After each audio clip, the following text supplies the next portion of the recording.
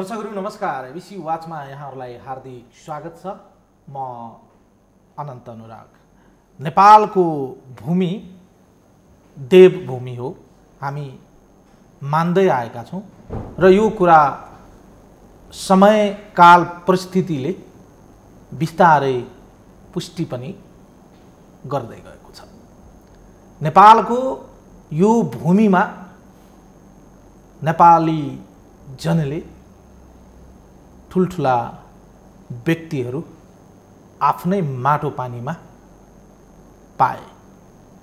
ती व्यक्तिहरूको यो मुलुकलाई यहाँसम्म डोर्याउनमा ठुलो योगदान रहेको छ र हामी ती व्यक्तिहरूलाई समय परिस्थितिसँगै सम्झिने प्रयास पनि गर्दै आएका छौँ। नेपाल एउटा प्रतिकूल परिस्थितिको राजनीतिबाट बाहिर निस्केर आज तिनै महापुरुषहरूको त्याग, तपस्या, योगदान, बलिदान र साहसले यो खुल्ला लोकतन्त्र, गणतन्त्र, संहिता र समृद्धिका सपनाहरू हामी बुन्न थालेका छौँ। कल्पना गर्नुहोस्, आजभन्दा 70 वर्ष अगाडिका ती समयहरू, ती प्रतिकूल राजनीतिक अवस्थाका घटनाक्रमहरू जति बेला खुल्ला रूपमा आफ्ना विचारहरू बाहिर ल्याउन पाइँदैन थियो, नेताहरू मुलुकलाई लोकतन्त्रको बाटोमा डोर्याउनका लागि निर्वासित जीवन बिताउन बाध्य भएका थिए। आजको यो परिस्थिति हामी जुन पाएका छौँ तिनै महान व्यक्तित्वहरूको योगदानले हो, उहाँहरूको साहसले हो, उहाँहरूको बलिदानले हो र उहाँहरूको विचारले हो। आज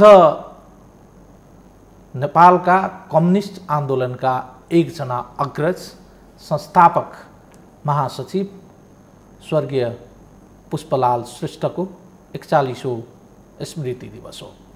नेपालको कम्युनिस्ट आन्दोलनको अग्ला व्यक्तित्वको रूपमा उहाँले गरेको योगदान नेपालभित्र रहेका सम्पूर्ण कम्युनिस्ट विचारधारा बोक्नेहरूले आफ्नै तरिकाले आज विविध कार्यक्रम गरेर सम्झेका छन्, मनाएका छन्। तर पुष्पलालले दिनुभएको विचार, दिनुभएको सन्देश र बुनेका सपनाहरूको बाटेमा हामी कति अग्रसर हुन सक्यौँ, यो अझै पनि हामीले केलाउने प्रयत्न गरिरहेका छौँ।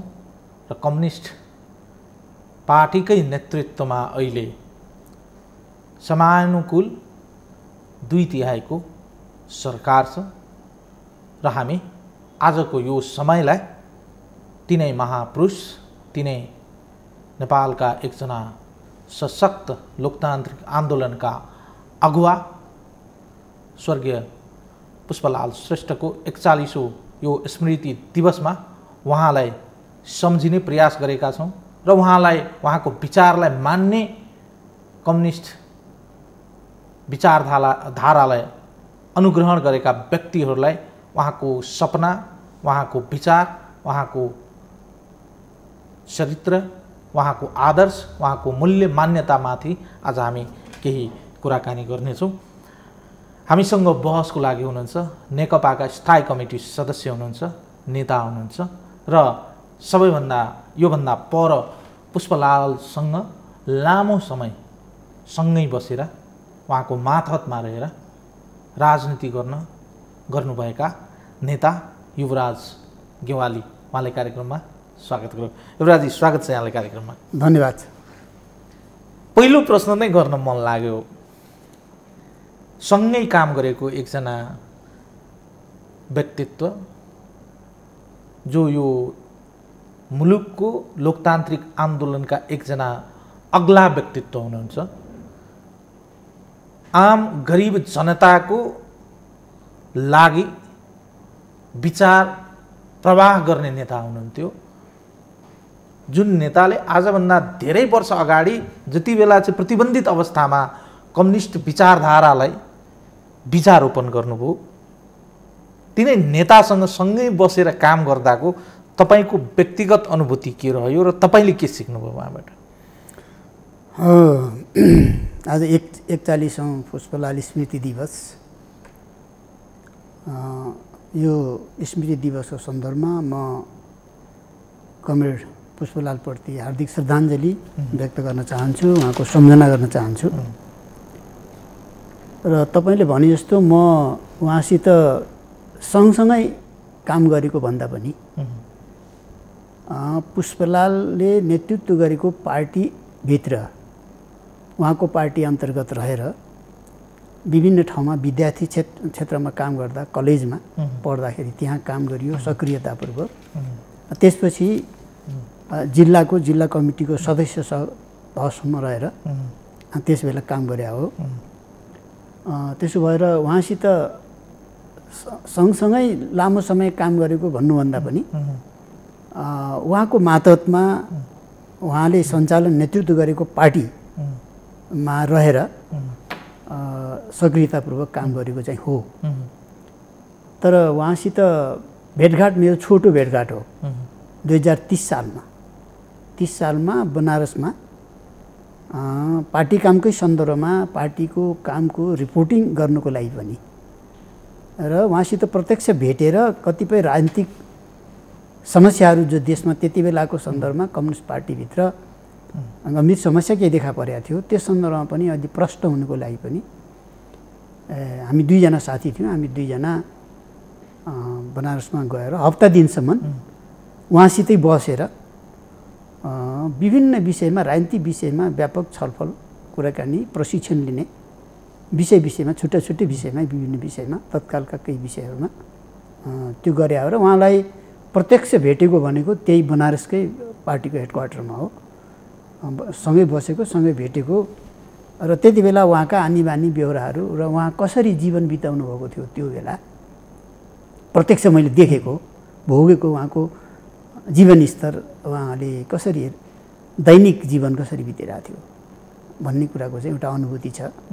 र उहाँका व्यवहारहरू, उहाँका बोली, शिष्टाचार, अरू तमाम कुराहरू, प्रशिक्षण दिने, सम्झाउने तरिका, छलफल गर्ने तरिका, यी सबै कुराहरू को छोटो समयमा भए पनि मैले त्यो बुझेको। त्योभन्दा महत्त्वपूर्ण कुरा उहाँका नीति, विचार, सिद्धान्त, उहाँले दिएको योगदान, उहाँका योगदान, उहाँका विचारबाटै नै प्रशिक्षित भएर, प्रभावित भएर यो बिचमै सोध्न मन लाग्यो, त्यो पार्टीमा पुष्पलाल श्रेष्ठले चाहिँ कम्युनिस्ट विचारधारा नै बोक्नुको चाहिँ कारण चाहिँ तपाईले के पाउनुभयो? उहाँ के छ भने उहाँको अब सबैले पढेकै, देखेकै, सुनेकै, अब सबैले हामीले पढेकै छौँ।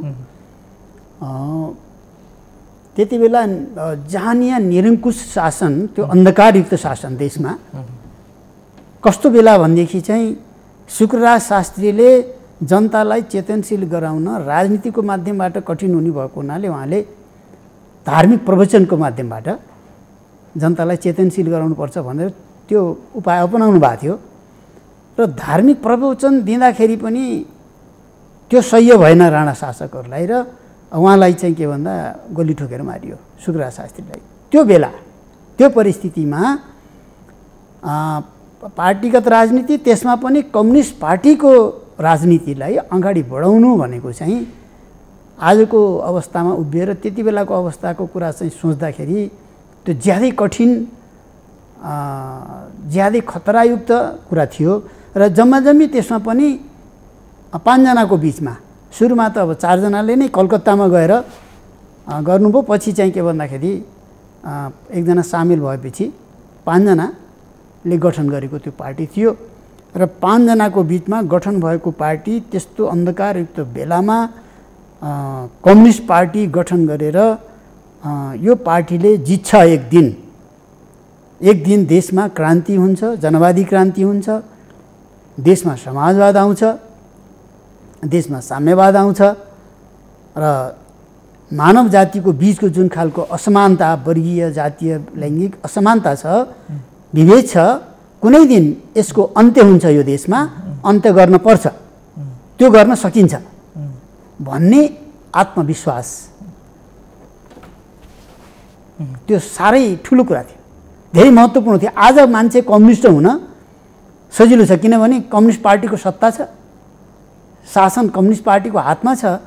यस्तो बेलामा कम्युनिस्ट पार्टीको जय जयकार गर्नु, कम्युनिस्ट पार्टीको पछाडि हिँड्नु त अहिले चाहिँ के भयो त भन्दाखेरि त्याग, समर्पण, बलिदानको कुरा भन्दा पनि स्वार्थ पुरा गर्ने, फाइदा लिने माध्यम कस्तो हुँदो रहेछ। त्यसो भएको हुनाले कहिलेकाहीँ कस्तो हुँदो रहेछ भने एउटै व्यक्तिभित्र नेतृत्वदायी भूमिका निर्वाह गर्ने क्षमता नहुँदो रहेछ, विचार मात्रै प्रदान गर्ने क्षमता हुँदो रहेछ।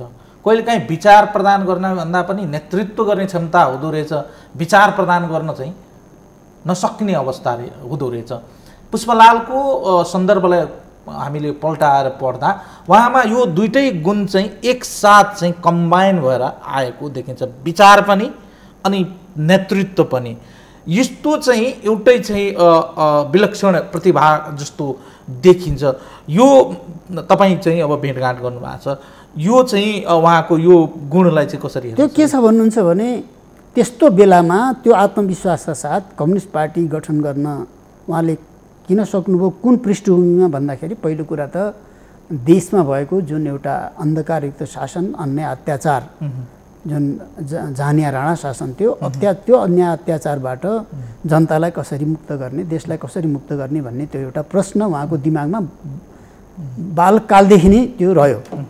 अर्को कुरा उहाँको दाजु गङ्गालाल श्रेष्ठ राणा शासनको अत्याचारलाई समाप्त, राणाहरूको अत्याचारलाई समाप्त गर्नको लागि चाहिँ उहाँले जसरी अगाडि बढ्नुभयो र उहाँले शहादत प्राप्त गर्नुभयो, त्यसबाट पनि उहाँलाई पुष्पलालजीलाई ठुलो प्रेरणा मिल्यो। हामीले पढेको कि अन्तिम अवस्थामा उहाँलाई मृत्युदण्ड दिने बेलामा परिवारहरूलाई भेट्न दिने एउटा चलन रहेछ। त्यस अवस्थामा चाहिँ पुष्पलालजीले गएर भेट्दाखेरि ल अब म मर्ने भइहालेँ, मार्ने भए, तर चाहिँ के भन्दाखेरि यो व्यवस्थाको अन्त्यको लागि, जनताको मुक्तिको लागि अगाडि बढ्नुपर्छ र जनताको मुक्ति भनेको मूलतः गरिब जनताको मुक्ति, गरिब जनतामाथि भएको शोषण उत्पीडन छ, त्यसलाई अन्त्य गर्नुपर्छ र मानिसको बिचको जुन वर्गीय विभेद छ त्यो विभेदको अन्त्य गर्नुपर्छ। त्यो कम्युनिस्ट पार्टीले गर्न सक्छ। र उहाँले उदाहरणको रूपमा चाहिँ सोभियत सङ्घमा जस्तो भएको छ, श्रमजीवी वर्गको पार्टी, त्यहाँ कम्युनिस्ट पार्टीले क्रान्ति गरेको छ, समाजवादी क्रान्ति, नेपालमा पनि त्यस्तै क्रान्ति गर्नुपर्छ भनेर चाहिँ उहाँको दाइले शहीदले उहाँलाई शहीद हुँदै गर्दा त्यो क्षणमा उहाँले भनेको हुनाले त्यो उहाँको दिमागमा त्यसले प्रभाव पर्यो। यद्यपि उहाँ सुरुमा कङ्ग्रेस पार्टीमै लाग्नुभयो, कङ्ग्रेस पार्टी किन कङ्ग्रेस पार्टी त्यति बेला तुलनात्मक रूपले अलि सक्रिय, अलि सङ्गठित, अलि व्यवस्थित थियो। कङ्ग्रेस पार्टीका ठुल्ठुला नेताहरू पनि थिए, त्यसको प्रभाव पनि थियो। त्यसले गर्दाखेरि कङ्ग्रेस पार्टीको चाहिँ माध्यमबाट राणाशाहीको अन्त्य गर्न सकिन्छ, देशमा लोकतन्त्र ल्याउन सकिन्छ, जनताका हक अधिकारहरू ल्याउन सकिन्छ, प्राप्त गर्न सकिन्छ भन्ने त्यो विश्वासका आधारमा उहाँ कङ्ग्रेस पार्टीमा लाग्नुभयो। र कङ्ग्रेस पार्टीमा लागेपछि पनि उहाँलाई सन्तुष्टि भएन र कम्युनिस्ट पार्टीका कतिपय, काङ्ग्रेस पार्टीका कतिपय नीति विचारहरूदेखि लिएर कङ्ग्रेस पार्टीभित्र भएको मतभेद, खास गरिकन विश्वेश्वर प्रसाद कोइराला र दिल्ली रमन रेग्मीको बिचको चाहिँ मतभेद, अरू पनि विभिन्न खालका काङ्ग्रेसभित्रका अन्तर्विरोधहरू र उनीहरूका कतिपय नेताहरूका व्यवहार आचरणहरू देख्दाखेरि पनि उहाँलाई मूलतः उनीहरूको सिद्धान्त, उनीहरूको विचार उहाँलाई चित्त बुझेन। चित्त नबुझिसकेपछि उहाँले, अब दाइले भने त उहाँले सम्झिराख्नु भएको छ कि सोभियत सङ्घमा जस्तो समाजवादी क्रान्ति गर्नुपर्छ, गरिब जनताको राज ल्याउनुपर्छ भन्ने खालको चाहिँ कुरो उहाँको दिमागमा त परिरहेको थियो। अब कसरी हुन्छ त, कङ्ग्रेस पार्टीबाट हुन्छै हुँदैन त भन्दा उहाँले देख्नुभयो, हेर्नुभयो कङ्ग्रेस पार्टीबाट हुँदैन भन्ने लाग्यो र उहाँले कङ्ग्रेस पार्टीबाट विद्रोह गर्नुभयो र पहिलोपटक कम्युनिस्ट घोषणापत्र जुन म्यानिफेस्टो छ मार्क्स एङ्गेल्सले तयार पारेको, त्यो पहिलोपटक अङ्ग्रेजीबाट नेपालीमा उहाँले अनुवाद गर्नुभयो। र यसरी उहाँ चाहिँ अब यो देशमा कम्युनिस्ट पार्टी गठन गरेर कम्युनिस्ट आन्दोलनलाई अगाडि बढाउनुपर्छ र सँगसँगै कम्युनिस्ट आन्दोलनको साथसाथै त्यसमा लोकतान्त्रिक आन्दोलनमा हामी संलग्न भएर लोकतान्त्रिक आन्दोलनलाई पनि सँगसँगै अगाडि बढाउनुपर्छ भन्ने चाहिँ उहाँमा त्यो चेतना सुरुदेखि। एउटा हामी पढ्दै जाँदा एउटा प्रसङ्ग त्यो दृष्टिकोण उहाँमा रह्यो। एउटा प्रसङ्ग चाहिँ पढेँ। जति बेला चाहिँ कलकत्तामा हुनुहुन्थ्यो उहाँहरू, निर्वासित जीवन व्यतीत गरिराख्नु भएको थियो। उहाँ आफू पनि कलकत्तामा हुनुहुन्थ्यो र त्यहाँ काङ्ग्रेसका नेताहरू पनि इर्दगिर्द छेउछाउमा चाहिँ त्यही बस्नुहुन्थ्यो र उहाँहरूसँग दिनहुँ चाहिँ भेटघाट गर्नुहुन्थ्यो। उहाँ त नेपाली काङ्ग्रेस कार्यालय सचिव हुनुहुन्थ्यो। अब त्यसमा के देख्यो भने जब चाहिँ कम्युनिस्ट म्यानिफेस्टोको चाहिँ उहाँले ट्रान्सलेट गर्नुभयो, त्यसपछि उहाँमा अलिकति चाहिँ बढी चाहिँ एकदमै प्रष्टता, राजनैतिक धार र विचारको प्रष्टता आएको देखिन्छ। तर जब उहाँले चाहिँ अब चाहिँ नेपालमा कम्युनिस्ट पार्टी स्थापना गर्नुपर्छ, कम्युनिस्ट पार्टी स्थापनाको विकल्प रहेनन् भनेर विचार बाहिर ल्याउनुभयो, तत्कालीन अवस्थामा त्यति बेलाका भारतीय कम्युनिस्टहरूले चाहिँ नेपालमा कम्युनिस्ट पार्टीको आवश्यकता छैन, कङ्ग्रेससँगै मिलेर तिमी जाँदा ठिक हुन्छ भनेर जुन चाहिँ दबाब र एक किसिमको सल्लाह दिएका थिए, त्यो सल्लाह र दबाबलाई पनि उहाँले थेक्नु भएन र उहाँले चाहिँ पार्टी गठन गरी छाड्नुभयो। त्यति बेलाको विषयवस्तुलाई हामीले उठान गर्दा अहिलेको यो अवस्थालाई चाहिँ हामीले जोड्दा त ठ्याक्कै फरक विषयवस्तु र दृष्टिहरू चाहिँ देखिन्छ।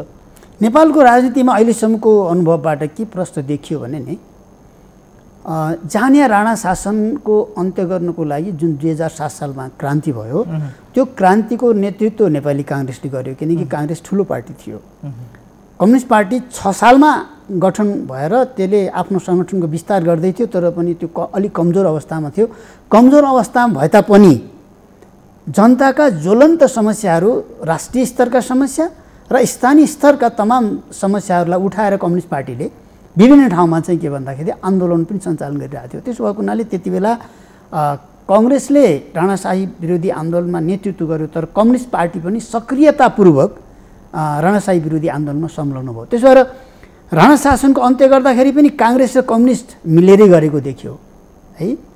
र पछि आउँदाखेरि चाहिँ अब तत्कालीन व्यवस्था लोकतन्त्रलाई अलि सुदृढ व्यवस्थित गरेर राम्रो बनाएर लिएर जानुपर्छ भन्ने बारेमा पनि कतिपय सवालमा काङ्ग्रेससित मिलेर र कतिपय कुरामा काङ्ग्रेससित मतभेद गर्दै सङ्घर्ष गर्दै वैचारिक सङ्घर्ष गर्दै आएको देखिन्छ। र अब त्यस यता आएर त विभिन्न समयमा काङ्ग्रेसले पनि आन्दोलन गर्ने, अब कम्युनिस्टले पनि आन्दोलन गर्ने, त्यो चाहिँ के भन्दा निरङ्कुश व्यवस्थाको एउटा प्रसङ्ग चाहिँ तपाईँले कोट्याउनु भयो। सोभियत सङ्घ रुसको चाहिँ कम्युनिस्ट आन्दोलनको विचार जब चाहिँ समाजका तल्लो वर्गको जनताको उत्थान नभइकन, श्रमिक वर्गको उत्थान नभइकन मुलुक चाहिँ लोकतन्त्र स्थापना हुँदैन, मुलुकमा समाजवाद स्थापना हुँदैन, मुलुक चाहिँ समृद्ध हुँदैन भने जुन परिकल्पना त्यति बेलै चाहिँ उहाँले जुन गर्नुभएको थियो, त्यो खास गरी उहाँले चाहिँ जस्तै भन्नु न खालि कम्युनिस्ट म्यानिफेस्टो मात्रै उहाँले अध्ययन गरेको, अनुवाद गरेको होइन नि। उहाँले सोभियत सङ्घमा कसरी क्रान्ति भयो, विश्वमा कम्युनिस्ट आन्दोलन कसरी अगाडि बढाएको छ र चिनिया क्रान्ति त अब एकदम सम्पन्न हुने एउटा अवस्थामा चाहिँ अन्तिम अवस्थामा पुगिरहेको थियो नि कम्युनिस्ट पार्टी नेपालमा गठन गर्दाखेरि। त्यसो भएर चिनिया क्रान्तिको अध्ययन, रुसी क्रान्तिको अध्ययन र अन्तर्राष्ट्रिय कम्युनिस्ट आन्दोलनको पनि उहाँले अध्ययन गर्नुभयो र साथसाथै मार्क्सका रचनाहरू, लेनिनका रचनाहरू, माओसेतुङका रचनाहरू पनि उहाँले अध्ययन गर्नुभयो। र यी सबै चिज पढेपछि, अध्ययन गरिसकेपछि र घटनाक्रमहरूलाई देखेपछि र साथसाथै अब खास गरिकन सोभियत सङ्घमा त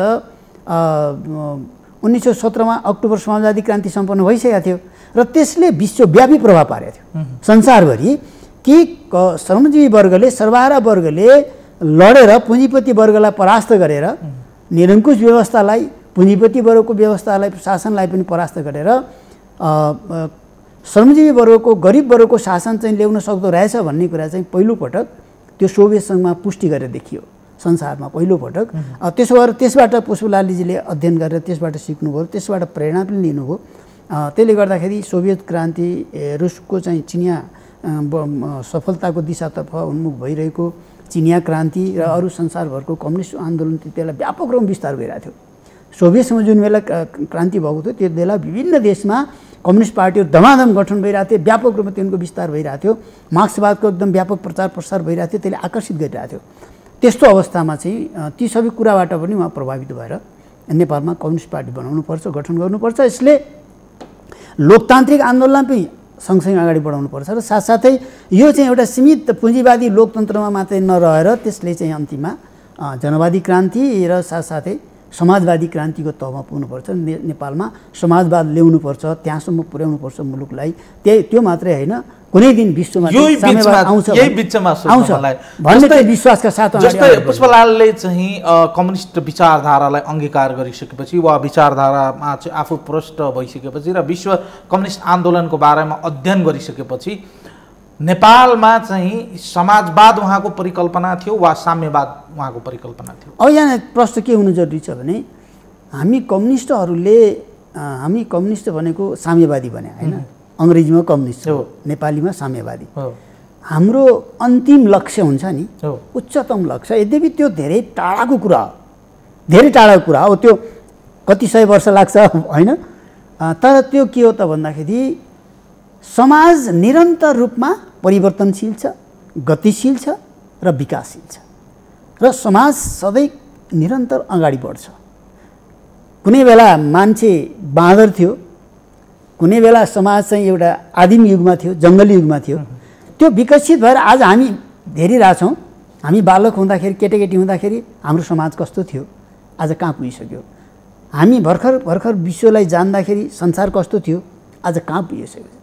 साइन्स टेक्नोलोजीदेखि लिएर अनेक कुरामा कति ठुलो चेन्ज आइरहेछ भनेपछि यो समाज त निरन्तर अगाडि बढ्दै जान्छ र अगाडि बढ्दै जाँदा कहाँ पुग्छ त भन्दाखेरि अल्टिमेटली त्यो पुग्ने ठाउँ भनेको साम्यवाद हो।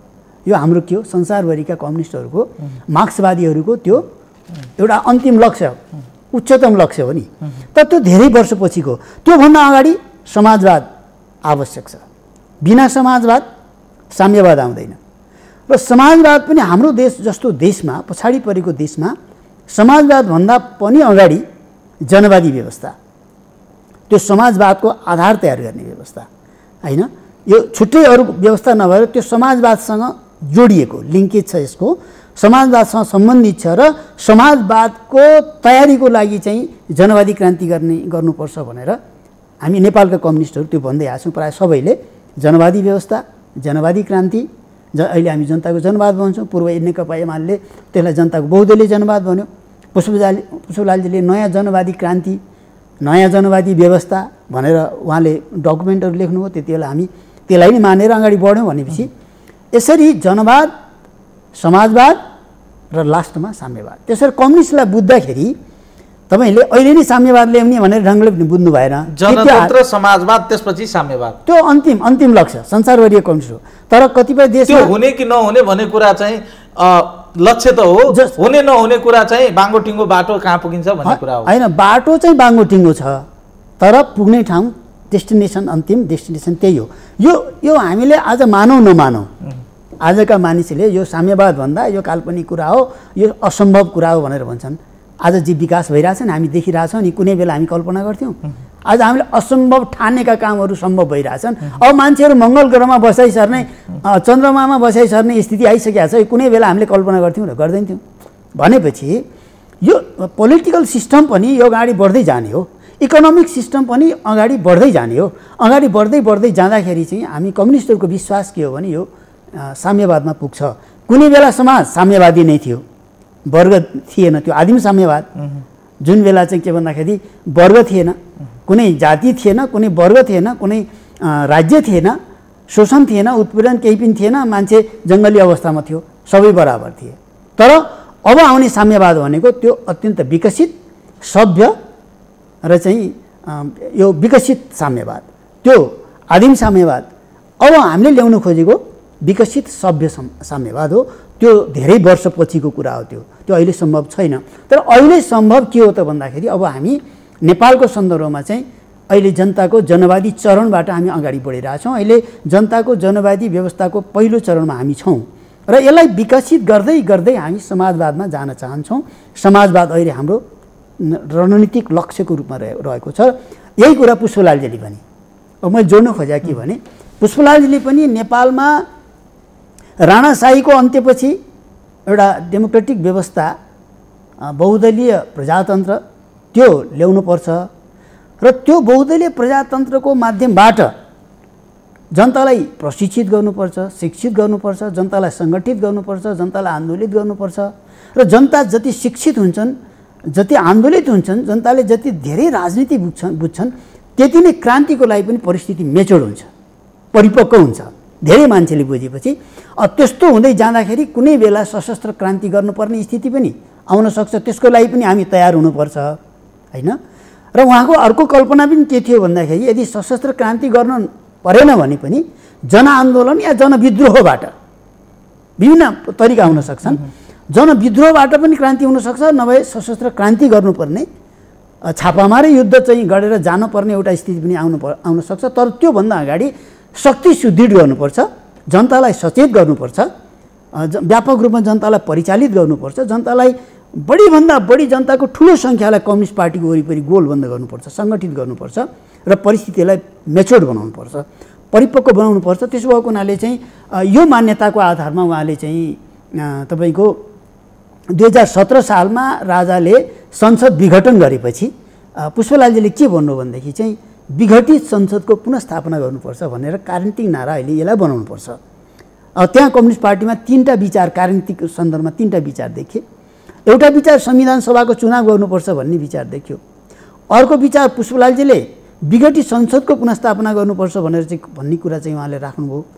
तुलसीलालजीले सार्वभौम सत्ता सम्पन्न संसद ल्याउनुपर्छ भनेर, विघटित संसद होइन सार्वभौम सत्ता सम्पन्न संसदको चुनाव गर्नुपर्छ भनेर तुलसीलालजीले भन्नुभयो। यसरी तीनवटा राजनीतिक विवादहरू कम्युनिस्ट पार्टीभित्र देखिए।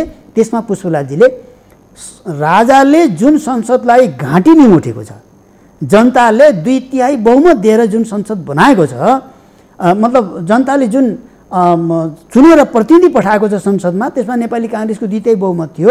यति जनताको यति ठुलो विश्वासबाट निर्माण भएको त्यो संसदलाई राजाले घाँटी निमटेको छ।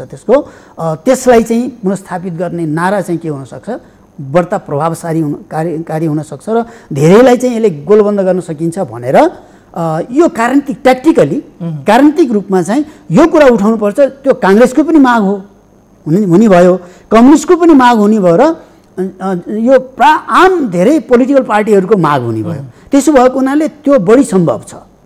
संविधान सभाको चुनाव र सार्वभौम सत्ता सम्पन्न चुनाव भन्दा पनि सत्ता सम्पन्न चुनाव भन्दा विघटित संसदको चुनाव चाहिँ बढी अलि सम्भव छ। यसमा धेरैलाई गोलबन्द गर्न सकिन्छ भनेर चाहिँ उहाँले त्यो राजनीतिक नारा अपनाउनु भएको थियो। यसले के देखिन्छ भने उहाँ बहुदलीय प्रजातन्त्रको माध्यमबाट पनि अगाडि बढ्नुपर्छ र यसरी अगाडि बढ्दाखेरि चाहिँ 17 सालको काण्डपछि राजाले चाहिँ संसद विघटन गरेर लोकतन्त्रलाई खतम गरेर अनि चाहिँ आफ्नो हातमा सबै अधिकार केन्द्रित गरिसकेपछि पुष्पलालजीले एउटा मान्यता अगाडि सार्नुभयो र त्यति बेला विश्वेश्वर प्रसाद कोइरालालाई उहाँले भन्नुभयो कि अब राजाको यो निरङ्कुशतालाई खतम गर्नको लागि हामी काङ्ग्रेस कम्युनिस्ट हामी सबै मिलेर जानुपर्छ र शान्तिपूर्ण रूपमा संयुक्त जनआन्दोलन अगाडि बढाउनुपर्छ र शान्तिपूर्ण संयुक्त जनआन्दोलनको माध्यमबाट संसदको पुनस्थापना गर्ने र चाहिँ के भन्दाखेरि बहुदलीय प्रजातन्त्रलाई अगाडि बढाउने र यस्तो गर्न सक्यो भनेदेखि चाहिँ जनतालाई हामी राजनीतिक रूपमा धेरै सचेत बनाउँदै जान्छौँ र कतिपय आर्थिक सामाजिक हक अधिकारहरू पनि हामीले बहुदलीय प्रजातन्त्रको माध्यमबाट प्राप्त गर्न सक्छौँ भनेर उहाँले चाहिँ राजनीतिक रूपमा भए पनि बहुदलीय प्रजातन्त्रलाई, संसदीय व्यवस्थालाई राजनीतिक रूपमा तत्कालको लागि चाहिँ अपनाएर जानुपर्छ भन्ने नीति अपनाउनु भएको थियो। यसले देखियो कि यसरी जाँदाखेरि त्यो विश्वेश्वर प्रसाद कोइरालाले यो कुरा मान्नु भएन। कम्युनिस्टसित मिलेर अनि त्यसपछि प्रजातन्त्रको लागि लडाइँ लड्दै गयो भनेदेखि चाहिँ कम्युनिस्टहरू त समाजवादतिर जान्छन्, साम्यवादतिर जाउँ भन्छन्, जनवादी क्रान्ति गर्ने भन्छन्। त्यसो भएको हुनाले कतै कम्युनिस्ट र काङ्ग्रेस मिलेर जाँदाखेरि आन्दोलन चाहिँ कम्युनिस्टको नेतृत्वमा पो जाने हो कि भन्ने चाहिँ विश्वेश्वरजीलाई, नेपाली काङ्ग्रेसलाई त्यो आशंका थियो। बुझ्नु भएन?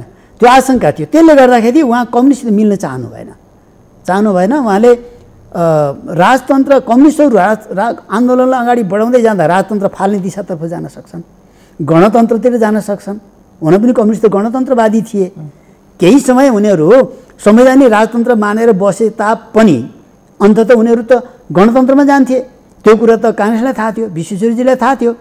त्यसो भएर उहाँले चाहिँ के भने संयुक्त भएर जाँदाखेरि त्यो अन्तिममा आन्दोलन कम्युनिस्टको हातमा जान सक्छ भन्ने त्यो भए उहाँहरूमा थियो। त्यसै गर्दाखेरि काङ्ग्रेस त्यहाँ त्यति बेला तयार भएन। जबसम्म काङ्ग्रेस र कम्युनिस्ट मिलेर जाने एउटा वातावरण बनेन तबसम्म पञ्चायती व्यवस्था कायम रह्यो। जब काङ्ग्रेस कम्युनिस्ट मिलेर जाने एउटा वातावरण तयार भयो 46 सालमा आएर तत्कालीन नेकपा मालेको चौथो महाधिवेशनमा चाहिँ चौथो महाधिवेशन सकेपछि जो पहिलो केन्द्रीय कमिटीको बैठक बसेको थियो त्यो केन्द्रीय कमिटीको बैठकले निरङ्कुश पञ्चायती व्यवस्थाको अन्त्य र बहुदलीय प्रजातन्त्रको स्थापनालाई तत्कालीन राजनीतिक नाराको रूपमा पास गरेको थियो। र यसको लागि नेपाली काङ्ग्रेस लगायत निरङ्कुश पञ्चायती व्यवस्थाको अन्त्य चाहने, बहुदलीय प्रजातन्त्र चाहने तमाम राजनीतिक पार्टीसित अब मिलेर आन्दोलन गर्नुपर्छ, संयुक्त आन्दोलन गर्नुपर्छ भन्ने कुरा तत्कालीन मालेले पार्टी केन्द्रीय कमिटीको बैठकबाट पारित गरेको थियो, निर्णय गरेको थियो। निर्णय मात्रै गरेको थिएन, वार्ता गर्नको लागि वार्ता कमिटी बनाएको थियो र आन्दोलनको योजना पनि बनाएको थियो। यसरी हामी सबै पोलिटिकल पार्टीहरू जो बहुदलीय प्रजातन्त्रको पक्षमा छौँ मिलेर जानुपर्छ भन्ने कुरा तत्कालीन मालेले निर्णय गरेर अगाडि बढाएको थियो, जुन विचार पुष्पलालको संयुक्त जनआन्दोलनको विचार थियो। ओके, यो अन्तिममा यो सफल भयो। अन्तिममा यो सफल पाटोमा के देखिन्छ भने विगतदेखि वर्तमानसम्म जब चाहिँ मुलुकको राजनीतिक सत्ता वा एउटा राजनीतिक कोर्सलाई परिवर्तन गर्ने आन्दोलनहरू भए नि, लोकतान्त्रिक आन्दोलनहरू भए, त्यो आन्दोलनहरूमा कम्युनिस्ट र कङ्ग्रेसहरू नमिलिकन चाहिँ भएको देखिन्न। एकदमै चाहिँ एक अर्कालाई चाहिँ सहकार्य गरेर गएपछि मात्रै त्यो सफल भएको देखिन्छ। यसमा चाहिँ एकदमै चाहिँ क्लियर भएको दृश्य छ। पछि 62 सालको हामी पनि स्वयं चाहिँ सहभागी भयौँ, सँगै देख्यौँ हामी। यो प्रसङ्गसँगै मलाई चाहिँ कोट्याउन मन लागेको कुरा के हो भने राजनीतिक पनि एकदमै तीव्र गतिले अगाडि बढिरहेको छ। विश्व राजनीति पनि एकदमै छिटो छिटो परिवर्तनको दिशातर्फ अगाडि बढिरहेको छ। विचार सम्प्रेषणका माध्यम र विचारहरू पनि एकदमै चाहिँ अगाडि बढेको देखिन्छ। विचारहरूको चाहिँ त्यसको खिचातानी पनि आफ्नै तरिकाले भएको देखिन्छ। तर एउटा नेता, एउटा लिडर र एउटा चाहिँ विचारकसँग चाहिँ आदर्श पनि हुन्छ, मूल्य पनि हुन्छ, मान्यता हुन्छ, चरित्र हुन्छ, आचरण हुन्छ र सबैभन्दा माथि कुरा के हो भने ती सबै कुरालाई एक ठाउँमा राखेर त्यसलाई व्यावहारिक रूपमा आफ्ना कार्यकर्ता वा देश र जनताका निमित्त हो भन्ने कुराको जनतालाई सन्देश दिने कुरा हुन्छ। अहिलेको त्यो विषयवस्तुहरूलाई हामीले कोट्याएर हेर्ने हो भने विचार कम्युनिस्टको बोक्ने, तर शैली, मूल्य, मान्यता, आचरण चाहिँ ठ्याक्कै त्यसको विपरीत देखिन्छ नि। त्यसबाट चाहिँ किन तपाईँले एकदमै महत्त्वपूर्ण विषय उठाउनु भयो है। हेर्नुहोस् के छ भने राजनीतिक परिवर्तन गर्नै पर्छ। पहिलो कुरा, महत्त्वपूर्ण कुरा के हो भने देशमा राजनीतिक परिवर्तन आवश्यक छ, लोकतन्त्र आवश्यक छ। त्यो पहिलो महत्त्वपूर्ण शब्द हो। त्यस्तै गरेर लक्ष्य, उद्देश्य प्रष्ट हुनुपर्छ हैन। जस्तै भन्नुहोस् लोकतान्त्रिक प्रक्रियाबाट अगाडि बढ्ने, अहिले जनवादी व्यवस्थालाई सफल पार्ने, समाजवाद ल्याउने, साम्यवाद ल्याउने दर्शन, सिद्धान्त, राजनीति ठिक छ। तर राजनीतिक परिवर्तनसँगै ज्यादै महत्त्वपूर्ण कुरा के हो भने मान्छेले आफूलाई बदल्ने कुरा धेरै महत्त्वपूर्ण कुरा हो है। दुनियाँ बदल्छु भनेर भन्न सजिलो छ, तर दुनियाँ बदल्नै काममा मान्छे लागिरहेका हुन्छन्, तर कठिन कुरा के रहेछ भने आफू बदलिन धेरै कठिन रहेछ। म के भन्छु भने दुनियाँ बदल्नुपर्छ भनेर भन्न सजिलो छ, राजनीतिक परिवर्तन पनि हुन्छ, भइरहेछ दुनियाँमा, त्यो पनि अलिकति सजिलै मान्नुपर्छ। तर आफूलाई बदल्ने कुरा धेरै कठिन रहेछ। तसर्थ राजनीतिक परिवर्तन गर्नुहुन्छ, राजनीतिक रूपमा क्रान्ति गर्नुहुन्छ भने सबभन्दा महत्त्वपूर्ण कुरा के हो भने आफूलाई बदल्न त्यति नै जरुरी छ। जसले आफूलाई बदल्न सक्दैन, आफूलाई रूपान्तरण गर्न सक्दैन, राजनीतिक रूपमा ठुलो परिवर्तन गरेर पनि त्यसले जनतालाई ठोस महत्त्वपूर्ण उपलब्धि दिन सक्दैन। आजसम्मको दुनियाँको इतिहासले त्यो बताएको छ। र आफूलाई बदल्नु भने के, कहाँनिर सुरु गर्नुपर्छ, कहाँबाट यो सुरु हुन्छ भने राजनीति के का लागि गर्ने, यो क्वेसन सबभन्दा महत्त्वपूर्ण क्वेसन हो। राजनीति आफ्ना निहित स्वार्थको लागि गर्ने हो या राजनीति देश जनताको लागि गर्ने हो? अहिले के देखिन्छ भने तपाईकै सन्दर्भलाई राजनीति के का लागि र कसका लागि भन्छ, त्यसको उत्तर चाहिँ सामान्य छ, देश र जनताको लागि। सोही अनुसारको व्यवहार चाहिँ देखिन्न। अब कुनै पनि राजनीति गर्ने मान्छेले मैले राजनीति देशकै लागि गरेको छु, जनताको लागि नै गरेको छु भन्छ। सजिलो उत्तर छ, सजिलो उत्तर छ। कसैले पनि, त्यो कम्युनिस्टले काङ्ग्रेसले मात्रै होइन, जो कसैले पनि सबैले जसले राजनीति गर्छ उसले के भन्छ भनेदेखि यो राजनीति मैले देशको लागि गरिरहेको छु र जनताको लागि गरिरहेको छु सबैले भन्छ। देश र जनताको लागि राजनीति गरे हो, जनताको सेवा गर्नको लागि राजनीति गरे हो भनेदेखि त्यसको चरित्र के हुनुपर्छ राजनीति गर्नेहरूको भने उसमा त्याग, समर्पण, सेवाभाव हुनुपर्छ। निजी स्वार्थबाट नेतृत्व गर्ने, कमसेकम नेतृत्व गर्ने मान्छेहरू, मैले यो देश हाँक्छु भन्ने मान्छेहरू, मैले यो देशको नेतृत्व, यो राजनीतिको नेतृत्व गर्छु भन्ने मान्छेहरू, त्यो तहको चाहिँ के भन्दाखेरि जिम्मेवारी लिएका मान्छेहरू कम्तीमा पनि उनीहरू निजी स्वार्थबाट मुक्त हुनुपर्छ र उनीहरूका मूल्य, मान्यता, आचरण, व्यवहार पनि चाहिँ के भन्दाखेरि त्यही अनुसार चेन्ज हुनुपर्छ। र म श्रमजीवी जनताको मुक्तिको लागि म चाहिँ यो राजनीति गर्दैछु भनेर भन्ने हो भने त्यही अनुसारको आचरण, त्यही अनुसारको व्यवहार, त्यही अनुसारको त्याग र समर्पणको आवश्यकता छ। तपाईँ भन्नुहोस्, मार्क्सको जीवन हामी हेरौँ, लेनिनको जीवन हामीले हेरौँ, संसारका कम्युनिस्ट नेताहरू किम इल सुङ, माओ सेतुङ, हो ची मिन, फिडेल कास्ट्रो, या भनौँ यो देशका पुष्पलाल, मदन भण्डारी, मनमोहन अधिकारी, तुलसीलाल अमात्यदेखि लिएर तमाम यी नेताहरू, मनमोहन अधिकारी त आफ्नै जीवनकालमा यो देशको प्रधानमन्त्री हुनु भने चुनिएर निर्वाचित भएर प्रधानमन्त्री, प्राइम मिनिस्टर हुनु हो त भर्खरको कुरा हो नि त्यो त।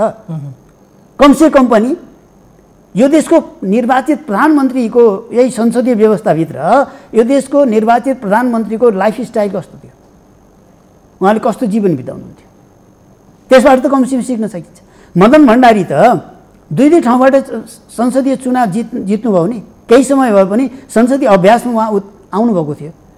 मदन भण्डारीको त्यति बेलाको लाइफस्टाइल के थियो, उहाँको जीवन वृत्ति कस्तो थियो, उहाँ के भन्नुहुन्थ्यो, त्यसो भएको हुनाले र संसारका नेताहरू, संसारका कम्युनिस्ट नेताहरू, मार्क्सदेखि लिएर एङ्गेल्स भनेको ठुलो पुँजीपति वर्गको छोरा र बाउले एङ्गेल्सलाई चाहिँ यो ठुलो व्यापारी उद्योगपति बनोस् भन्ने चाहना थियो, त्यही अनुसारको पढाउने।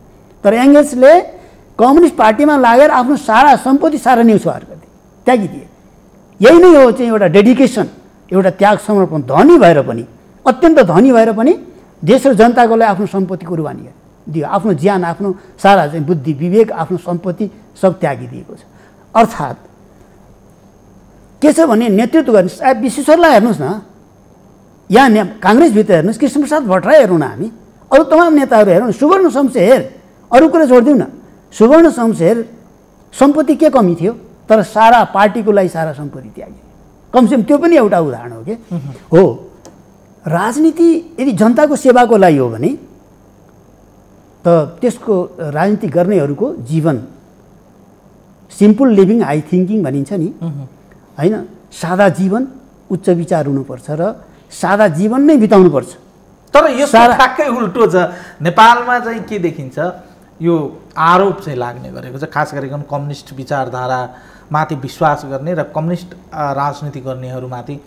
विचार चाहिँ कम्युनिस्ट, नेतृत्व गर्ने श्रमजीवी र समाजको तल्लो वर्गको, तर नेताहरूको जीवनशैली एकदमै चाहिँ उच्च स्तरको, एकदमै ढर्रा पारिएको र पुँजी चाहिँ हेर्दा चाहिँ धनाढ्य र पुँजीपति वर्गको जस्तो देखिन्छ। यो दुईटा बीचमा चाहिँ तदाम्यता नमिल्दा आम जनतालाई वा यो विचारधारालाई नै कतै गिज्याइरहेको छ कि भन्ने जस्तो देखिन्छ। एउटा सत्य कुरा के हो भनेदेखि सिद्धान्त र व्यवहारको बीचमा तादादमा त्यहाँ जबसम्म मिल्दैन तबसम्म हाम्रो लक्ष्य पुरा हुन सक्दैन। यो दुनियाँ आजसम्मको अनुभवबाट पुष्टि भएको कुरा हो। त्यसो भएर हाम्रो सिद्धान्त छ नि, कि त हामीले भन्नुपर्छ कि भनौँ न पुँजीवादी प्रजातन्त्र। पुँजीवादी प्रजातन्त्र भनेपछि बेसकनी कमाऊ, थुप्रो कमाऊ, राजनीति गर, नेता बन, होइन, कमाउनेमा जे गरेर हुन्छ पैसा कमाऊ, अनि हरेक कुरामा स्वतन्त्रता, जे गरेर भए पनि पैसा कमाउने स्वतन्त्रता, यो टाइपको स्वतन्त्रताको नाउँमा यो खालको चाहिँ जुन एउटा हुन्छ नि, अब कि त त्यसरी जानु पर्यो। जस्तै भनौँ न, अब अमेरिकामा डोनाल्ड ट्रम्प जस्तो नेता राष्ट्रपति भएर आयो, त्यो डेमोक्रेसीमा, त्यो डेमोक्रेसीले जन्मायो नि त डोनाल्ड ट्रम्प, जन्मायो, देखियो नि के हो त यो, यसको त एउटा फिलोसफी छ नि, एउटा राजनीति छ नि, होइन। तर कम्युनिस्ट राजनीति त्योभन्दा बिल्कुलै विपरीत चिज हो, फरक चिज हो। श्रमजीवी देशका शोषित पीडित सबभन्दा दुःख पाएकाहरूको राजनीति, जो सबभन्दा हेपिएको छ, जो सबभन्दा थिचेको छ, जो सबभन्दा खाना लाउनको अभाव जिन्दगी बिताइरहेको छ, हामी त त्यसैकै लागि राजनीतिमा समर्पित हौँ। त्यसैको लागि हामी घर परिवार सम्पत्ति सारा छोडेर यस्तै त्यही हुन्छ, गरिबको जनताको शासन हुन्छ, गरिब जनताले सुख पाउँछन् भनेर लागेको। त्यसो भएको हुनाले चाहिँ सादा जीवन बिताउने, सत्तामा पुगेको बेलामा केही न केही सत्ताको उपभोग गर्नै पर्ने हुन्छ। अब प्रधानमन्त्रीलाई अब बसमा हिँड भनेर चाहिँ अब सामान्य एउटा चाहिँ सामान्य विषयवस्तुहरू जस्तै गाडी चढ्ने, राम्रो लाउने, खाने कुराहरू चाहिँ कसैले त्यो चाहिँ सामान्य विषय हो। किन नेपाली जनताले सामान्य रूपमा तपाईँ चाहिँ के भन्नु, राज्यका साधन र स्रोतको उपयोग जुन गर्नुभएको छ, नेपाली जनताले त्यसलाई आलोचना गर्दैन कि जनता बुझ्या छ, जनताले बुझ्या छ नि कि उनीहरू सडकमा हिँड्नुपर्छ पैदल, यो चाहिँ जनताले भन्दैन। हिजो जस्तै चप्पल, हिजो भूमिगत कालमा त चप्पलै लाएर बिना चप्पल पनि हिँडियो, आज पनि बिना चप्पलै लाएर हिँड्नुपर्छ, यो त सम्भव पनि छैन, त्यो जनताले भने पनि छैन, त्यो भन्नु पनि हुँदैन। तर एउटा लेभल हुन्छ नि, एउटा स्तर हुन्छ, एउटा नजरमा नपर्ने त होला नि। तपाईँलाई म के भन्छु भने भियतनाममा क्रान्ति भएपछि होचिमिन प्रधानमन्त्री भए, देशको सर्वशक्तिमान राष्ट्रपति, प्रधानमन्त्री भन्छु राष्ट्रपति होचिमिन, उनी राष्ट्रपति भइसकेपछिको उनको लाइफस्टाइल कस्तो थियो, उनको रहनसहन कस्तो थियो, उनी कस्तो जीवन बिताउँछे, क्रान्ति भएपछि माओ सेतुङको राजनीतिक जीवन लाइफस्टाइल कस्तो थियो, उनी कस्तो जीवन बिताउँथे, लेनिन रुसमा अक्टोबर समाजवादी क्रान्तिपछि लेनिनको जीवन लाइफस्टाइल कस्तो थियो। ल भूमिगत कालको कुरा एउटा कुरा भयो, सत्तामा नपुग्दाखेरिको अवस्था एउटा अवस्था भयो, सत्तामै पुगेको बेलामा पनि विभिन्न नेताले कस्तो जीवन बिताएछन्। हो, एकदम शौखिन भोग विलासको जीवन बिताइरहेका पनि कम्युनिस्ट नेताहरू युरोपियन कन्ट्रीहरूमा हामी देख्छौँ। अरू देशमा, विभिन्न देशमा पनि सत्तामा पुगेपछि भोग विलासमा चुर्लुमा डुबेको नेता पनि, कम्युनिस्ट नेता पनि दुनियाँमा हामी देख्छौँ। त्यसमा चाहिँ के छ भने नेताहरू चाहिँ हाम्रा चाहिँ शौकिन बनुन् भन्ने चाहिँ तर्कसँग असहमति होइनन्, तर जनताको स्तर पनि त्यही रूपमा चाहिँ माथि उकास्नको लागि चाहिँ योगदान र त्यसतर्फ चाहिँ प्रयासहरू केन्द्रित भए आम जनताले त्यसलाई सामान्य रूपमा ग्रहण गर्न सक्थे। किन अब देशमा राम्रो व्यवस्था आयो, हाम्रो जीवन स्टाइल जीवन स्तर पनि माथि उठ्यो, हाम्रो जीवन स्तर उठ्यो भने नेताको पनि उठ्यो भने दुईटा प्रसङ्ग अझै जनताले त्यसलाई सहज मान्छ के।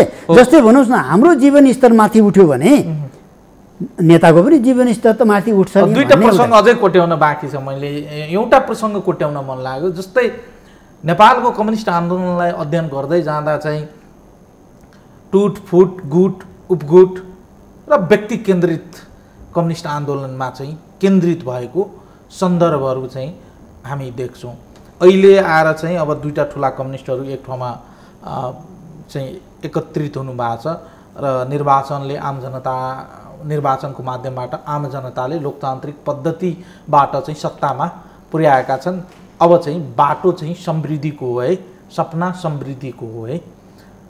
दुईटा विषयवस्तुलाई उठान गर्दै गर्दा यो टुटफुटको राजनीति चाहिँ किन हावी भयो नेपालको कम्युनिस्टमा र पुष्पलालको विषयवस्तुहरू उठान गर्दै जाँदा चाहिँ अल्टिमेटली समाजको तल्लो वर्गको जनतालाई अपलिफ्टिङ गर्ने कुरा, श्रमिकहरूलाई अपलिफ्टिङ गर्ने कुरा र तिनीहरूलाई चाहिँ कम्तीमा पनि समाजवादको दिशातर्फ अगाडि बढाउने र आर्थिक समृद्धिका विषयवस्तुहरूले जुन प्रकारले उठान गर्नुभएको थियो, अहिले चाहिँ जुन प्रकारले प्रधानमन्त्रीजी भन्नुहुन्छ नि समृद्धि आफ्नै पालोमा हामी चाहिँ जुन प्रकारले नारा दिइराखेका छौँ, समृद्ध नेपालको परिकल्पना जुन हामी गरिराखेका छौँ, यो विषयवस्तुहरूलाई चाहिँ अहिलेको राजनीतिक दल, अहिलेका कम्युनिस्ट विचारधारा बोक्ने व्यक्तित्वहरूले चाहिँ कसरी ग्रहण गर्नुभएको छ? अब यसमा के छ भने अब यति बेला कम्युनिस्ट पार्टीको अत्यधिक झन्डै 2/3 बहुमतको सरकार स्थानीयदेखि केन्द्रसम्म, वडा सदस्यदेखि लिएर प्रधानमन्त्री राष्ट्रपतिसम्म, यो वास्तवमा पुष्पलाल राजनीतिक रूपमा भन्नुहुन्छ भने पुष्पलालजीको सपना साकार भयो। राजनीतिक रूपमा यस्तो जुन आज परिस्थिति निर्माण भएको छ एउटा ठुलो उपलब्धि, पोलिटिकली ज्यादै ठुलो उपलब्धि हो। र दुईटा ठुला कम्युनिस्ट पार्टी, त्यो पनि भिन्न पृष्ठभूमि भएका कम्युनिस्ट पार्टी आपसमा मिल्न सक्दा रहेछन् नि। एउटा हतियारबन्द लडाईँ छापामार युद्ध लडेको एउटा पार्टी, अर्को संयुक्त जनआन्दोलन सञ्चालन गरेर चाहिँ त्यो बाटो चाहिँ अगाडि बढेको पार्टी, दुईटा पार्टी बिस्तारै बिस्तारै एक ठाउँमा आउँदा रहेछन्। कुनै बेला यी दुईटा पार्टी एक किसिमले शत्रुतापूर्ण सम्बन्ध थियो, मार्ने मर्ने अवस्थामा थियो। आज त्यो कम्युनिस्ट पार्टी आपसमा मिल्न सक्दा रहेछन्, सकिँदो रहेछ। अहिले पनि कतिपय कुरामा हाम्रो बिचमा पार्टीमा कतिपय कुरामा त अझै पनि बहसहरू छन् नि त, नभएका होइनन् नि। अब महाधिवेशनमा हामीले बहस खुला गर्नेछौँ, त्यति बेला थुप्रै कुराहरू त आउनै छन् नि, तर पनि मिल्न सकिँदो रहेछ। तपाईँले भन्नुभयो गुट फुटुट, एउटा कुरा त विचारमा भिन्नता भएपछि, विचारमा मतभेद हुनुको कारणले पार्टीहरू फुटेका छन्। आधारभूत रूपमै भिन्नता छ, मिल्दैन भने धेरै ठुलो कुरामा मतभेद छ भनेदेखि एकै ठाउँ बसेर पार्टी चलाउन सकिँदैन, एउटा पक्ष हो। तर अर्को महत्त्वपूर्ण पक्ष के हो त भन्दाखेरि त्यसलाई हामी निम्न पुँजीवादी चिन्तन प्रवृत्ति भन्छौँ। साना साना कुराहरूमा खास गरी आफ्नो व्यक्तिगत महत्त्वाकांक्षा, पार्टीभित्र चाहिँ म पार्टीको प्रमुख को बन्छ को बन्दैन, पार्टीको नेतृत्वमा पुगिन्छ कि पुगिँदैन भन्ने कुरालाई ध्यानमा राखेर र चाहिँ पनि पार्टीहरू मिल्न नसकेको अवस्था छ। दुईटा पार्टी मिल्यो भने त दुईटा महासचिव हुँदैन। तर एउटा प्रसङ्ग कट्याइन्छ, तपाईँले नै भन्नुभयो विचार सिद्धान्त आदर्श त त्यही हो, तर कार्यनीतिको सवालमा र व्यक्ति केन्द्रित स्वार्थ जब हावी भयो त्यसपछि चाहिँ फुटेको कुराहरू चाहिँ बढी चाहिँ प्रोभोकेटिभ चाहिँ रूपमा बाहिर आएको छ। सबभन्दा बढ्ता सिद्धान्तको कारणले फुटेको भन्दा मैले मेरो अनुभवमा के भन्छु मैले भने सिद्धान्तको कारणले, नीतिको कारणले फुटेको भन्दा पनि मूलभूत रूपमा चाहिँ आत्मकेन्द्रित व्यक्तिवाद, यसको कारणले बढ्ता फुटलाई चाहिँ बढ्ता टुटफुट बढी भएको देखिन्छ। किनभने कतिपय कुराहरू त एउटै पार्टीमा बसेर पनि त बहस विवाद गर्न सकिन्छ नि। अहिले नि माओवादी, पूर्व एमाले हामी एकै ठाउँ बसेका छौँ, हामी भोलि विचार ओपन गर्दाखेरि त कयौँ कुरामा भिन्नता पनि देखिन्छ नि। र पूर्व एमाले भित्रै पनि विभिन्न कुरामा मतभेदहरू थियो नि। पूर्व एमाले भित्रै पनि विभिन्न सवालमा मतभेद थियो, पूर्व माओवादी भित्र पनि त विभिन्न विषयमा मतभेद थियो। तर ती मतभेदहरूलाई पार्टीभित्र बहस विवाद गरेर छलफल गरेर पनि त्यसको समाधान गर्न सकिन्छ। त्यसो भएको हुनाले आधारभूत रूपमै ठुलै भिन्नता छ भने एउटा पक्ष हो, होइन भने मूलभूत कुरा मिल्छ। जस्तै भन्नुहोस् मार्क्सवादलाई आधार मार्गदर्शक सिद्धान्त मान्ने, लेनिनवादलाई मार्गदर्शक सिद्धान्त मान्ने, समाजवाद साम्यवादलाई लक्ष्य मान्ने, जनवादी चरणबाट समाजको लक्ष्यमा पुग्ने, यी कुराहरू मिल्छ भने त धेरै कुरा मिल्यो नि। अरू बाँकी कुराहरूको बारेमा त पार्टीभित्रै बसेर छलफल बहस गरेर चलाउन सकिन्छ। भनेपछि पार्टीभित्रै बसेर छलफल बहस गर्ने र पार्टीभित्रै समाधान खोज्ने भन्दा पनि कतिपय कुरा मिलेन फुटिहाल्ने। त्यसमा के देखिन्छ त भन्दाखेरि निम्न पुँजीवादी व्यक्तिवाद, व्यक्तिगत महत्त्वाकांक्षा, कुर्सीको लोभ, त्यसले गर्दाखेरि के हुन्छ भने व्यक्तित्वको टक्कर, फलानलाई मैले किन नेता मान्ने, मैले नेतृत्व छोड्नुहुन्न, मैले कुर्सी छोड्नुहुन्न भन्ने व्यक्तिवादी दृष्टिकोण, आत्मकेन्द्रित व्यक्तिवादले गर्दाखेरि पनि टुटफुट भएको छ। र कम्युनिस्ट पार्टीका कार्यकर्ता र नेताहरू व्यक्तिवादी चिन्तनबाट मुक्त हुनुपर्छ। यो त हामी समाजवादी आफूलाई भन्छौँ, समाजवादी भन्छौँ, तर हामी चरम व्यक्तिवादी छौँ भनेपछि यहाँनिर हाम्रो ठुलो अन्तर्विरोध, हाम्रो सिद्धान्त र व्यवहारको बिचमा अन्तर्विरोध यहाँनिर देखिन्छ। ओके, वेल, अन्तिम प्रश्न गरे अब युवराजजी। हजुर, एउटा विचार, एउटा सिद्धान्त, एउटा मार्गदर्शकको रूपमा चाहिँ पुष्पलाललाई अहिलेको नेकपाले चाहिँ आफ्नो चाहिँ संस्थापक नेताको रूपमा चाहिँ सगर्वका साथ कम्युनिस्ट पार्टीको त उहाँ फादर अफ कम्युनिस्ट पार्टी, जन्मदाता, कम्युनिस्ट पार्टीको जन्मदाता। सबै नेपालको प्राय कम्युनिस्ट विचारधारा वा कम्युनिस्टलाई मान्ने व्यक्तिहरूले उहाँलाई सम्मान गरिरहनु हुँदा र उहाँका विचारहरूलाई चाहिँ एकदम अनुसरण गरिरहनु हुँदा अहिलेको सत्तारूढ दल अथवा तपाईँको पार्टी नेतृत्वले वा समष्टिगत रूपमा यहाँको कम्युनिस्ट विचारधारालाई अङ्गीकार गरेका व्यक्तिहरूले पुष्पलालको जीवन पद्धतिबाट, विचारबाट, कार्यदिशाबाट, रणनीतिबाट र आम जनताको जनजीविकाको सवालबाट उहाँले जे जुन परिस्थिति अनुकूल नहुँदाको अवस्थामा, प्रतिकूल अवस्थामा पनि जुन अवस्थामा उहाँले जे जस्ता क्रियाकलापहरू र आफ्ना गतिविधिहरू सञ्चालन गर्नुभएको थियो, अहिलेको अवस्था त निकै प्रतिकूल छैन, एकदमै अनुकूल छ। अहिले एकदमै सहज छ, काम गर्नलाई सजिलो छ, अनुकूल छ। अहिलेको सत्तारूढ दलले वा समष्टिगत रूपमा कम्युनिस्ट विचारधारा मान्ने व्यक्तिहरूले चाहिँ के पाठ सिक्ने र के अनुसरण गर्ने? त्यसबाट मैले पहिले अब अगाडि पनि धेरै कुरा बताइसकेको छु। मूलभूत रूपमा राजनीति भनेको सेवा हो र कम्युनिस्ट राजनीति भनेको विशुद्ध सेवा हो। माओ सेतुङले भन्नुभएको छ कम्युनिस्ट पार्टीको काम, कम्युनिस्ट पार्टीको लक्ष्य जनताको सेवा गर्नुबाहेक अरू केही पनि होइन।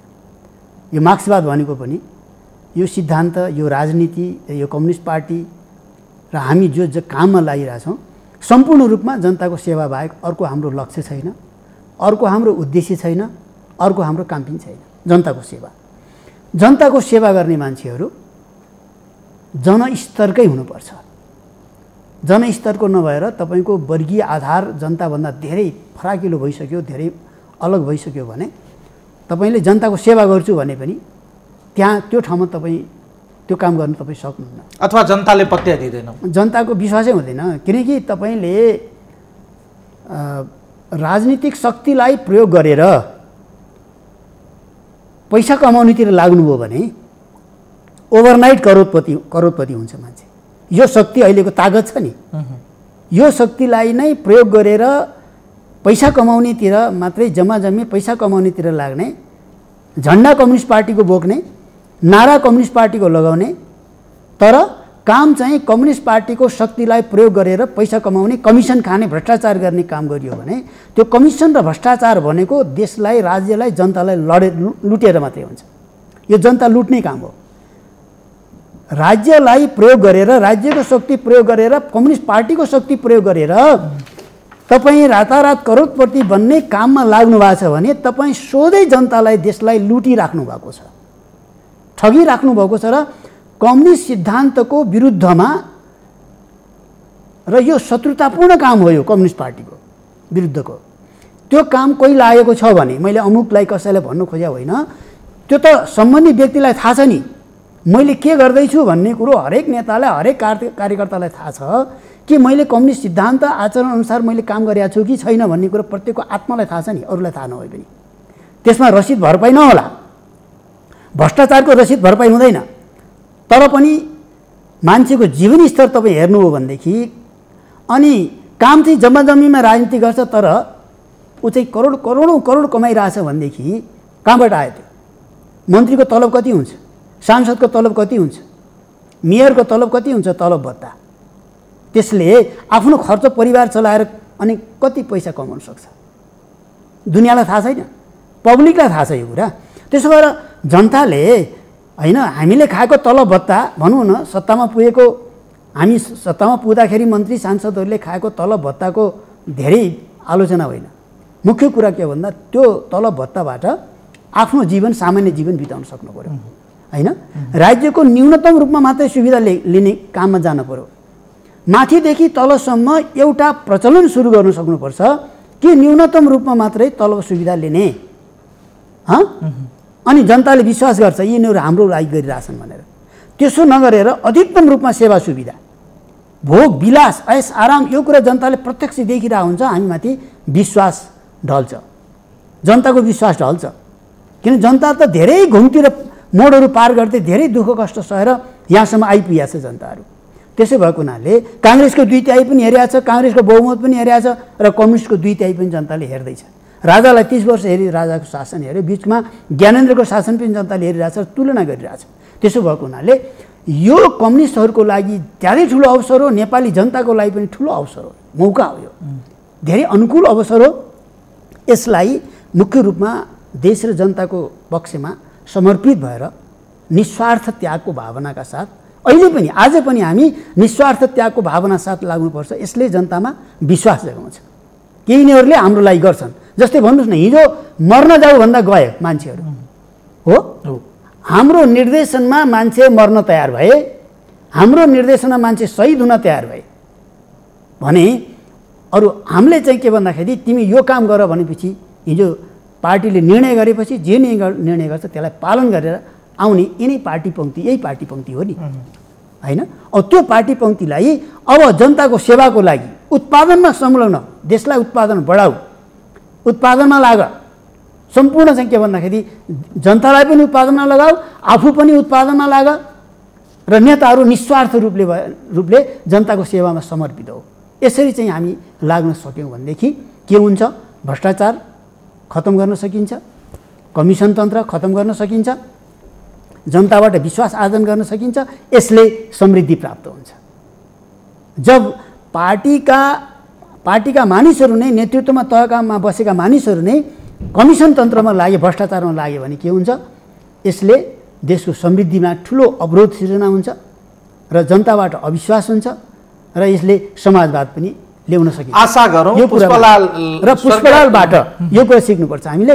उहाँले व्यक्तिगत रूपले भन्ने हो भनेदेखि त राजा महेन्द्रले बोलाएकै थिए नि, पटक पटक बोलाएका थिए, तर म कुनै पनि राजाको शर्त मैले मान्न सक्ने सम्भावना छैन, मेरो शर्त राजाले मान्ने सम्भावना छैन र म कुनै सुख सुविधाको लागि चाहिँ राजनीति पनि गरे होइन, म चाहिँ भेट्न जरुरी छैन, आवश्यक छैन भनेर बनारसमा बस्दाखेरि मैले उहाँलाई 30 सालमा बनारसमा भेट्दाखेरि एक छाक पाउरोटी खाने, बिहान भात खाने, साँझ पाउरोटी, साँझ चना खाने र एक छाक खाएर बस्ने, कहिले भोकै बस्ने, त्यो हालतमा उहाँलाई मैले भेटेँ।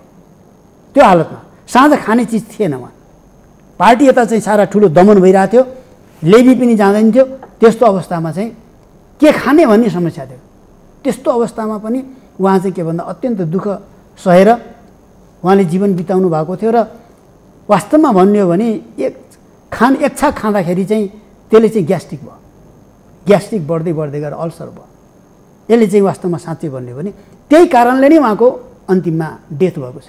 त्यसो भएको हुनाले चाहिँ पुष्पलाल जस्ता नेताहरू, तमाम अरू नेताहरू होइन, तमाम अरू नेताहरू उहाँहरूबाट चाहिँ हामीले खालि सिद्धान्तको कुरा मात्रै होइन, राजनीतिको कुरा मात्रै होइन, त्यो सिद्धान्तलाई वास्तविक जीवनमा रूपान्तरण गर्ने, परिवर्तन गर्ने र आफूलाई चेन्ज गर्ने, आफूलाई नै रूपान्तरित गर्ने एउटा निस्वार्थ जीवन बाँच्ने राजनीति गर्ने मान्छेहरूले होइन। म त के भन्छु भने हेर्नुहोस्, पैसा कमाउने भने उद्योग खोलौँ, व्यापार गरौँ, अरब कमाऊ, राज्यलाई ट्याक्स तिरौँ, मजाले पैसा कमाऊ। होइन, राजनीति गर्ने हो भनेदेखि राजनीतिको माध्यमबाट नाफा कमाउने, त्यसलाई व्यापार बनाउने, राजनीतिलाई व्यापारको रूपमा लिने काम गर्ने हो भनेदेखि त्यो त भ्रष्टीकरण दिशामा जान्छ र यो कम्युनिस्टलाई चाहिँ पतन गराउने एउटा आधार बन्छ। आशा गरौँ पुष्पलालको जीवन गाथाबाट, पुष्पलालको आदर्श मूल्य, मान्यता, आचरण र विचारबाट हाम्रा कम्युनिस्ट विचारधारालाई मान्ने नेताहरूले पाठ सिकुन्, अनुसरण गरून् र सही अर्थमा समाजवाद, समाजका तल्लो वर्गको जनताको वर्गीय उत्थान र जीवन पद्धतिमा परिवर्तनको आवश्यकताको वास्तविक रूपमै अनुभव गराउन सफल हुन्। आजको यो समय र संवादको लागि म तपाईलाई आभार प्रकट गरेँ, धन्यवाद दिएँ। मेरो तर्फबाट धेरै धन्यवाद। दर्शकहरू, आजको लागि यो संवाद यति नै। सम्पूर्ण युनिटलाई यतिमाल पनि बिदा दिनुहोस्। नमस्कार।